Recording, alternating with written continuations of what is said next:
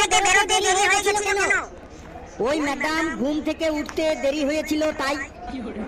সেই ঘুরে ফিরে একই জায়গায়। তুই বস, কাল যদি লেট হয় তোকে কিন্তু একদম মুরগি বানিয়ে রাখবো। ম্যাডাম একটা কথা বলবো? বল, কি বলবি? বলছি ম্যাডাম, আমি নিরামিষাশী, আমি ওই মুরগি টুরগি কিছু খাই না, তাই মুরগি না বানিয়ে যদি ছোলা বাটোরা বা মশলা ধোসা নিরামিষ যদি বানান তাহলে কিন্তু ভালো হয়, আমি খেয়ে নিতে পারি। কি আমার সাথে ইয়ার কি? আমি এখনই হেড স্যারের কাছে যাচ্ছি, আমি হেড স্যারকে ডেকে নিয়ে আসছি, তারপরে তুই কত ছোলা পাটোরা খেতে পারিস আমি দেখবো। আমি এখনই হেড স্যারকে নিয়ে আসছি, বস তুই। ফেলু, তোর কিন্তু এমন বলাটা একদম ঠিক হয় নাই।